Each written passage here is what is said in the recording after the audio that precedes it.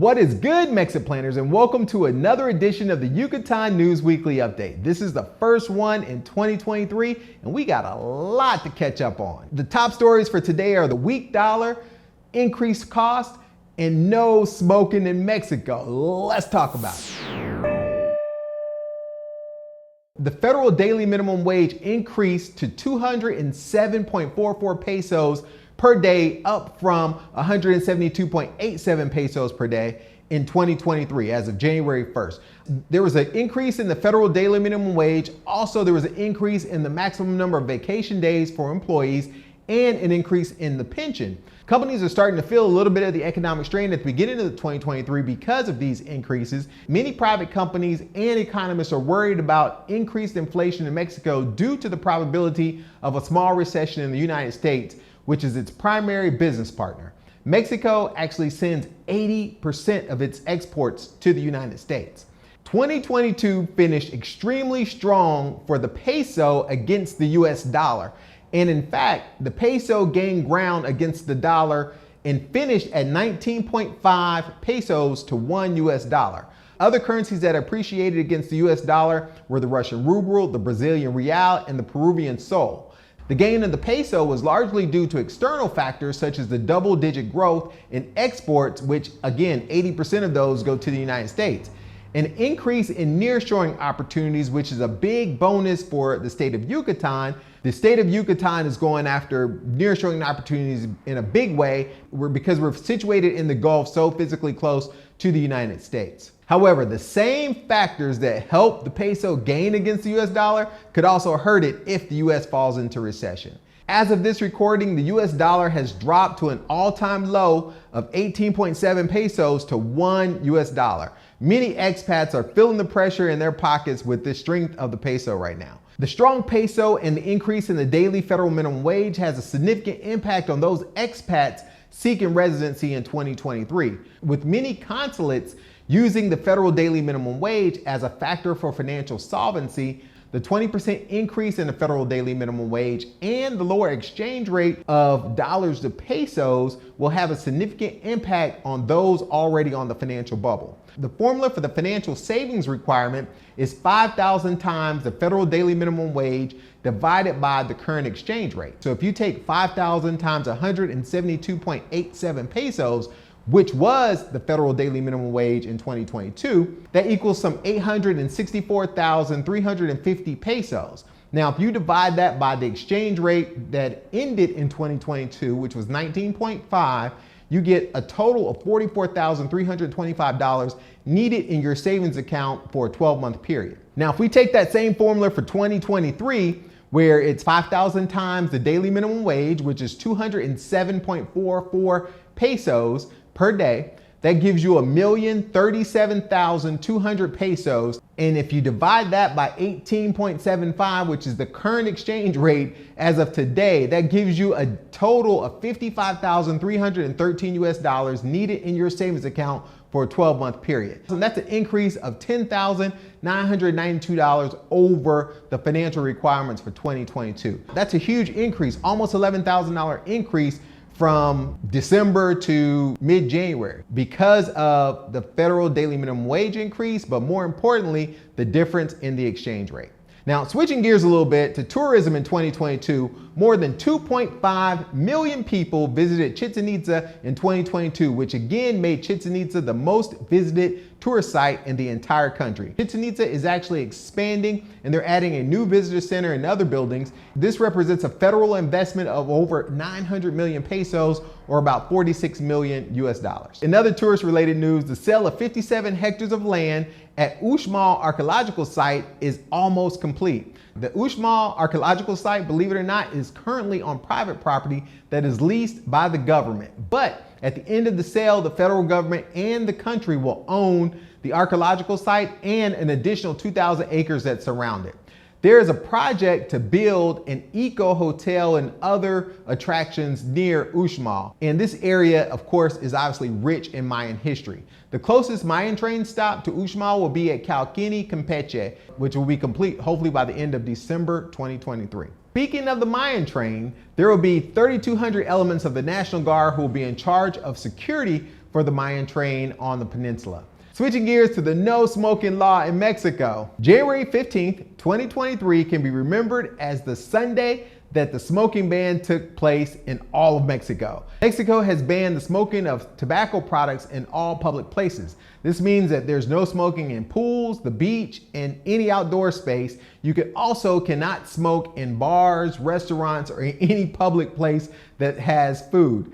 Also, you can't smoke around kids or anywhere where there might be kids. This makes Mexico's smoking law one of the toughest laws on tobacco on the entire planet. You are only allowed to smoke in your private home or in a private club. They also have banned the public display of tobacco in stores. So even if you're a store like an OXXO or a 7-Eleven, you have to put away the cigarettes out of sight, and you can only have a list of the products without any logos or stamps or marks as to what you offer. So a list of the names, I guess, and just the prices. Several national and local business leaders have come out against this law, saying that it's illegal and unconstitutional and will promote a black market of tobacco products, which today tobacco is not illegal in Mexico. The president of the restaurant chamber here in Yucatan said that they would file a collective legal appeal and recommend that individual members of the restaurant chamber of commerce do so as well.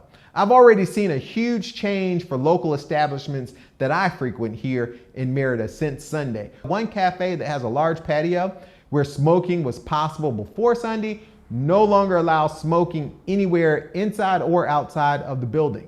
So it's already having a local impact, and I suspect that this may even have a greater impact on large tourism. I tested that theory, and I called one of the largest resorts of the Riviera Maya. I asked them if I was to stay there, could I smoke on the property? And I was told I could not smoke in any of the rooms, but that smoking was still allowed outside on the beach, at the pool, and etc.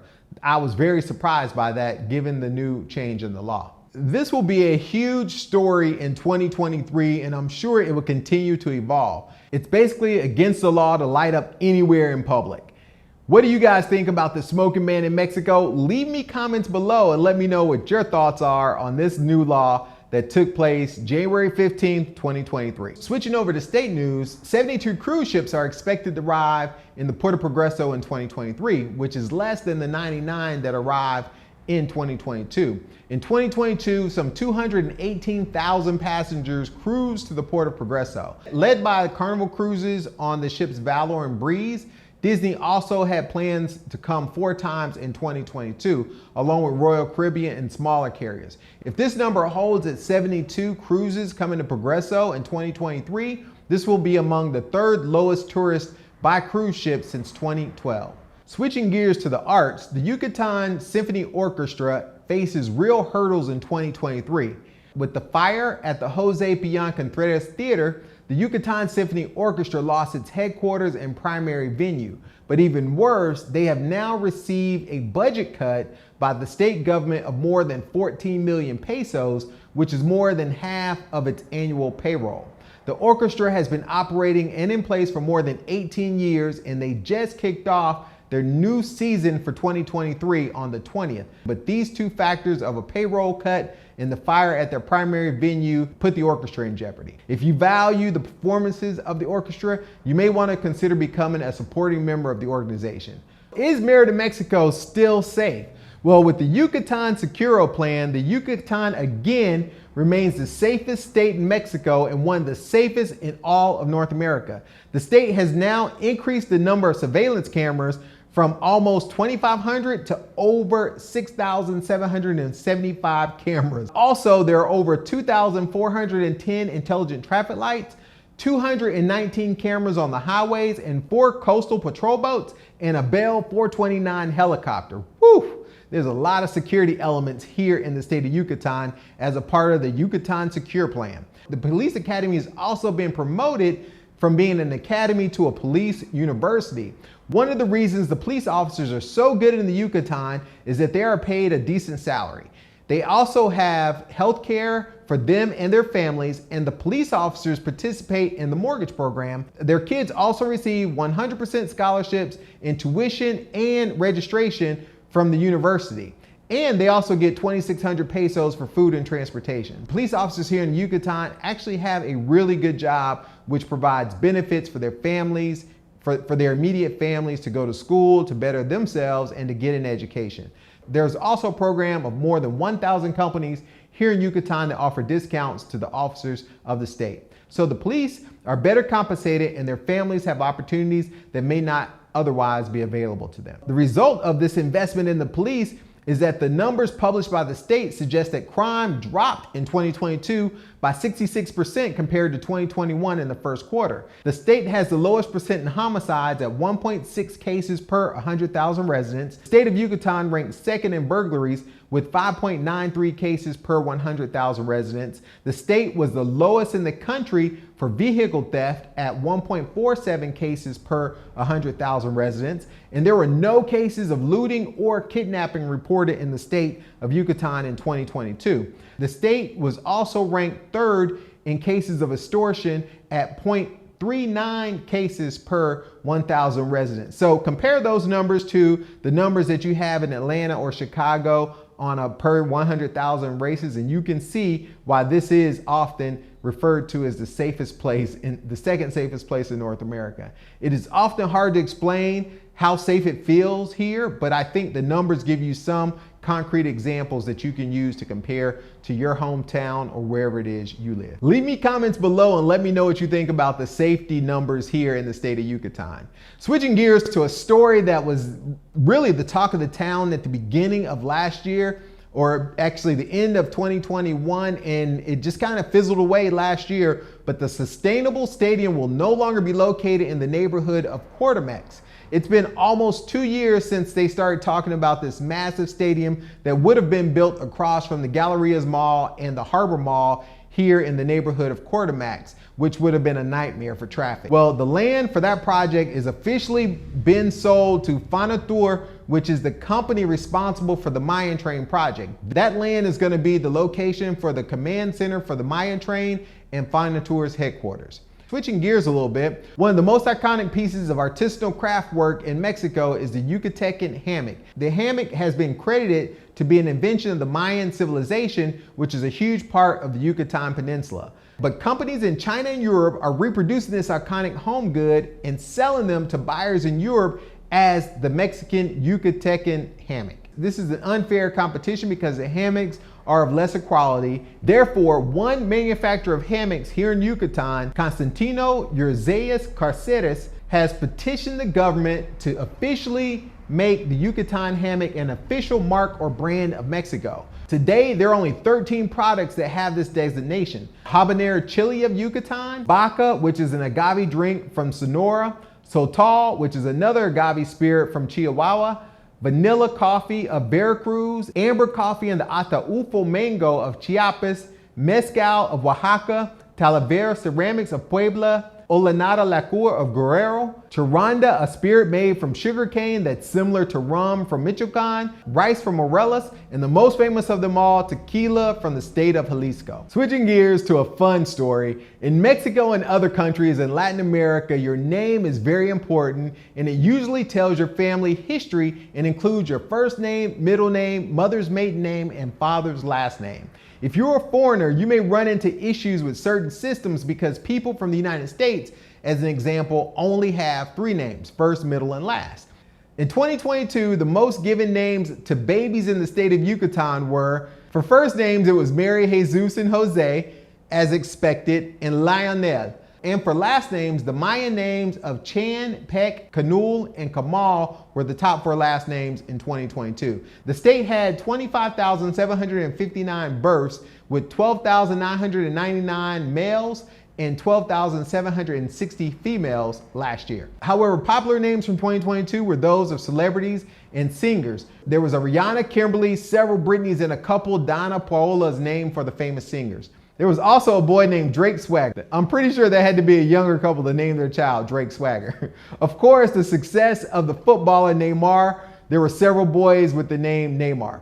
Today, it's not forbidden to name your child whatever you want here in Yucatan. It is a human right in Mexico. However, whenever an unusual name is requested, the Office of Civil Registration tries to provide guidance that the name cannot be changed until the child reaches 18. In 2023, the Civil Registry will be able to issue birth certificates in the Maya language to parents that request a service. The software and the technology is already in place in the system. The officials are just waiting on Congress to vote for its approval. This is a huge step for the local culture. There are areas in the state of Yucatan where only Maya is spoken and not Spanish. If you saw the recent Black Panther movie, you know that the Maya culture and the people are alive and well and here in Yucatan Peninsula. The fact that I live in a place with such a rich culture that dates back thousands of years is one of the things I love most about living in the Yucatan. Speaking of living in the Yucatan, one of the safety concerns to be aware of is that cases of dengue are being reported in Valladolid. Recently, a teenager passed away from the dengue virus. This is a reminder that mosquito-borne illnesses are a safety threat living here in the state of Yucatan that many people may not consider. So please be prepared with mosquito repellent and the best tool of them all, the electric mosquito racket. You heard me say this before, but Merida is wide open and Merida Fest is happening right now since January 5th through January 29th to celebrate the 481st anniversary of the city of Merida. Switching gears to transportation, the new night routes that run 24 hours a day are now in place. This was announced as part of the 10-point transportation plan in the previous Yucatan News Weekly Update. Switching gears to more green spaces in Merida, the governor recently announced the Green Lung, as it's being called, which represents an investment of 1.3 billion pesos. The Green Lung is effectively the Central Park of Merida, which is going to be at the La Plancha site. They're going to have a light museum, a railway museum. There's going to be children's playgrounds along with a skating rink and a La Tram station. Again, another transportation option that's going to be brand new for 2023. In other news, a new park named Tao will be built in Alta Brisa. It's going to be built on 8 hectares of land. A few months ago, I spoke about the residents of Alta Brisa fighting the city because the land that was supposed to contain a park had not been built after 10 years. And they were trying to sell that land to a private development. Well, it appears that the citizens won. A new park is going to be built this year called Tao. The park will include commercial spaces for businesses related to sports, pet care, entertainment, and restaurants. The first investment of the park will be 100 million pesos of both the city and private investors. The city has built more than 78,000 square meters of public spaces for its citizens in the last couple of years. A new bus service called the Adventure Circuit will connect families between Parque Centenario Zoo and Amaya Zoo and the Extreme Sports Park free of charge on Tuesdays through Sundays from 8 a.m. to 10 p.m.